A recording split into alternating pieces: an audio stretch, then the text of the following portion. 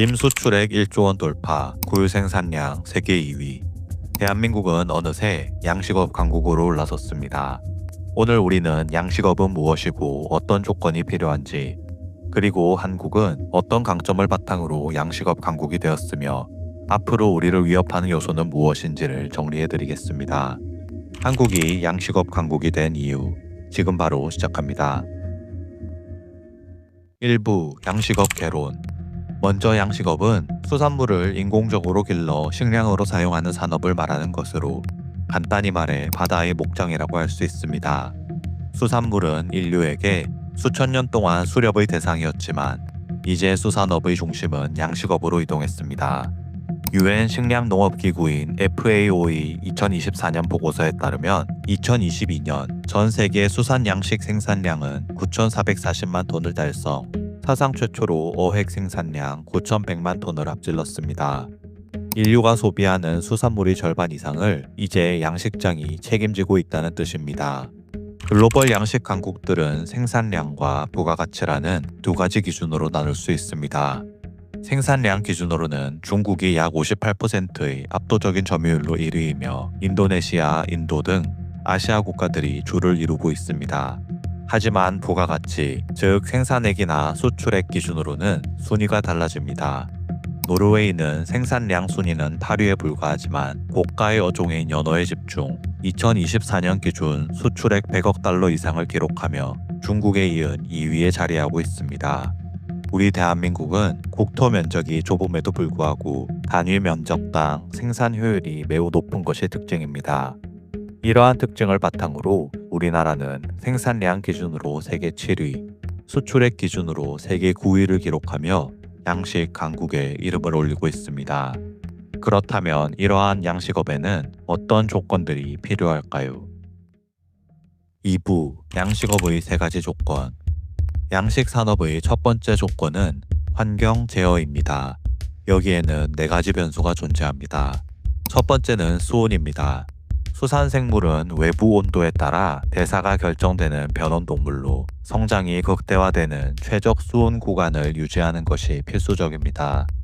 둘째는 염도입니다. 염도가 맞지 않으면 에너지를 삼투압 조절에 낭비하게 됩니다. 셋째는 용존산소입니다. 산소가 부족하면 사료를 아무리 많이 줘도 소화와 대사가 불가능하기 때문에 생육 효율을 떨어뜨립니다. 마지막 네 번째는 방파지형입니다. 양식시설물은 파도와 조류의 영향에 매우 민감합니다. 따라서 강력한 파도를 막아주는 지형적 특징이 필수적입니다. 요약하면 수온, 염도, 용존산소량, 방파지형은 양식업을 위한 최소한의 필수 조건입니다.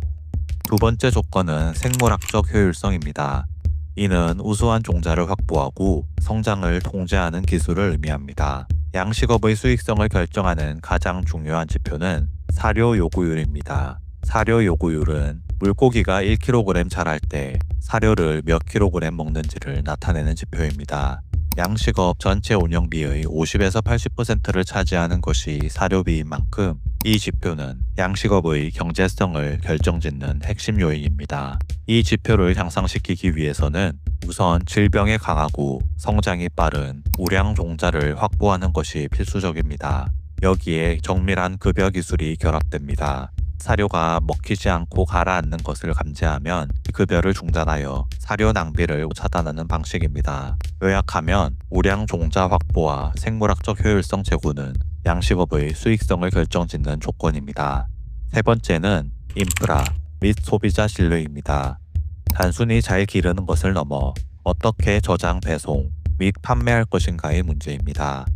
예를 들어 슈퍼칠링 기술의 경우 어체의 중심 온도를 영하 1도에서 1.5도로 유지, 유통기한을 최대 21일 이상으로 연장해 신선도를 보존합니다. 유통기한이 늘어나게 되면 비싼 항공 운송 대신 저렴한 해상 운송이 가능해지고 이를 통해 물류비를 줄일 수 있게 되는 것입니다. 또한 마케팅과 제도의 신뢰성도 중요합니다. 양식업은 인공적으로 수산물을 생육하는 사업인 만큼 소비자가 신뢰할 수 있는 위생과 안전이 담보되는 것이 필수적입니다.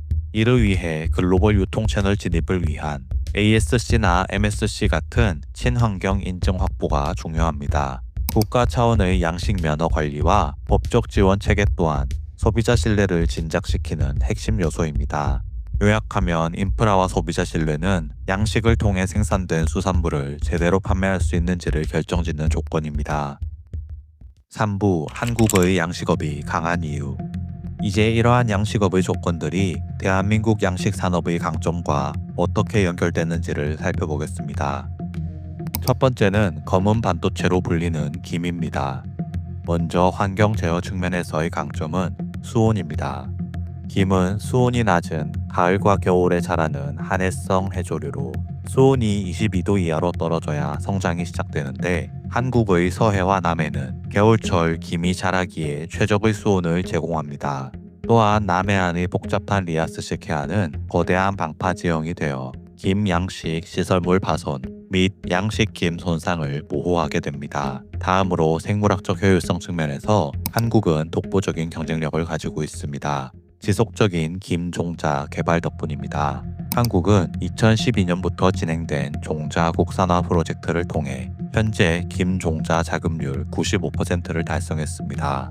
대표적인 우수 종자인 수가원 104호는 성장 속도가 일반 종자 대비 20% 이상 빠르며 질병에 강한 특징을 가지고 있습니다. 마지막으로 인프라 및 소비자 신뢰입니다.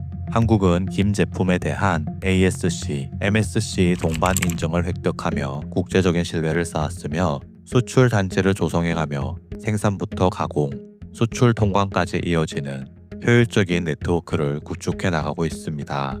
여기에 최근의 글로벌 한류 바람은 한국 김의 위상을 바꿔놓고 있습니다. 과거 한국 김은 주로 아시아권에서 밥반찬으로만 소비되었으나 최근에는 서구권의 건강지향적 소비 트렌드와 결합하며 글로벌 스낵으로 재편되어 가고 있는 것입니다.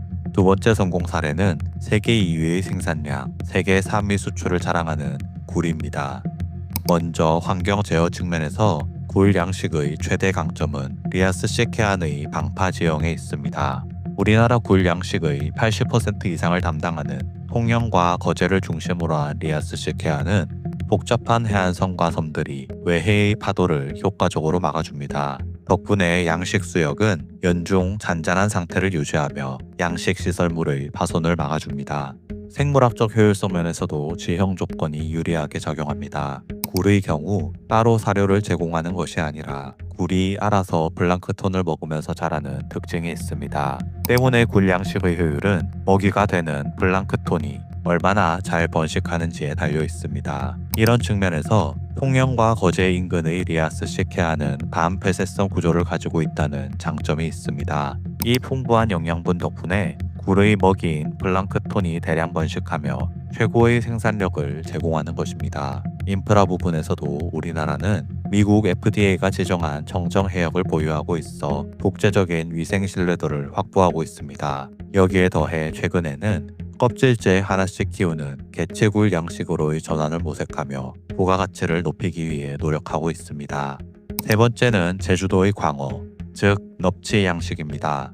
제주 광어의 독보적인 경쟁력은 수온에 있습니다. 제주도에는 연중 15도에서 17도의 일정한 온도를 유지하는 화산 안반 지하 해수가 풍부합니다. 즉 광어에게 가장 적합한 수온을 최소한의 에너지 투입으로 1년 내내 유지할 수 있는 것입니다. 이는 양식 비용 중 큰 비중을 차지하는 온도 조절비를 상당 부분 절감해 줍니다. 여기에 생물학적 효율성을 극대화하는 육종 기술이 더해졌습니다. 킹넙치는 일반 광어보다 성장 속도가 30% 이상 빠릅니다. 이는 사료비와 인건비 등 운영 비용 전반을 아끼는 결과를 가져옵니다. 마지막으로 한국은 세계 최초로 넙치 분야에서 국제적인 인증인 ASC를 획득하는 등 소비자 신뢰를 구축해가고 있습니다. 광어 이송에 특화한 활어 운송 컨테이너를 개발하는 등 기술 혁신도 지속하고 있습니다. 이처럼 한국은 가지고 있는 특성을 효과적으로 활용해 양식업의 강국으로 거듭났습니다. 그렇다면 앞으로도 이러한 경쟁 우위는 지속될 수 있을까요? 앞으로 한국 양식업을 위협하는 요인은 무엇일까요? 4부 한국 양식업을 위협하는 것. 한국 양식업을 위협하는 요인은 기후변화와 기술적 진보, 그리고 인구 소멸입니다. 첫 번째 위협은 기후변화입니다. 한반도 주변 해역의 수온 상승 속도는 세계 평균보다 2배 이상 빠른 수준으로 관측되고 있습니다. 이는 양식 산업을 본질적으로 위협하는 요소입니다. 이 문제가 심각한 이유는 양식업 구조적 특성상 대응에 한계가 있기 때문입니다. 등 수온선은 매년 북쪽으로 이동하고 있지만 수온을 따라 어민들도 같이 북상하기는 어렵습니다. 현실적인 시설 이동이 여의치 않을 뿐만 아니라 면허 제도 때문에도 양식 어민들은 정해진 구역을 벗어날 수 없는 한계가 있기 때문입니다. 결국 수온 상승 추세를 고려할 때 기존의 생산 지도를 재설계하거나 아열대성 수산물 품종으로 교체해야 하는 근본적인 전환이 강요되는 상황입니다. 두 번째 위협은 양식 기술의 진보입니다. 과거에는 특정 지형이나 천연수 자원이 한국 양식업의 방어막 역할을 했습니다. 하지만 기술의 발전은 지리적 한계를 극복하고 있습니다. 예를 들어 노르웨이는 육상 순환 여과 양식 기술인 RAS를 고도화하여 바다가 없는 곳에서도 양식 환경을 구현해 가고 있습니다. 외해 양식 플랫폼 기술의 개발도 큰 위협입니다. 수온이 높아지면 가두리 시설을 수심 25m 아래의 차가운 물층으로 내려 수온의 한계를 극복하는 것입니다. 경쟁국들이 이러한 기술 발전을 바탕으로 기후 조건을 재현해내면서 자연적 입지는 점차적으로 위협받고 있는 상황입니다. 마지막 위협은 인구 소멸입니다. 2045년 어촌의 96%가 소멸할 것으로 예측되는 가운데 경영주의 평균 연령은 이미 66세에 육박, 현재에도 부족한 일손의 대부분을 외국인 인력으로 버티고 있는 상황입니다.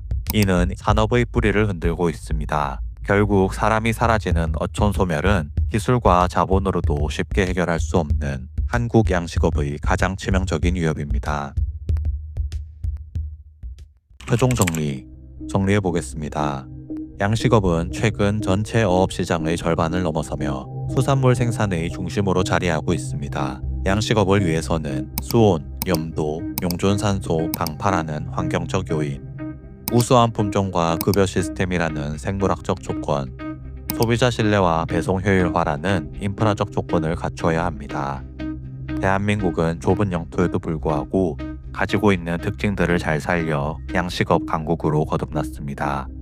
김의 경우 우수한 종자 개발 및 한류의 바람을 타고 수출액 1조 원을 넘어서는 데 성공했습니다.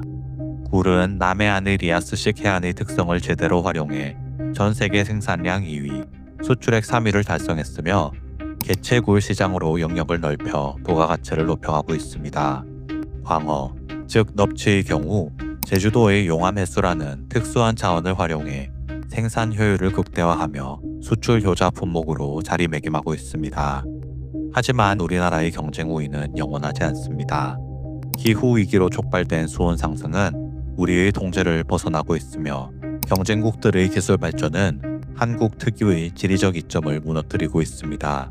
내부적으로는 한국의 가장 큰 문제인 인구 소멸이 어촌 자체를 없애고 있습니다.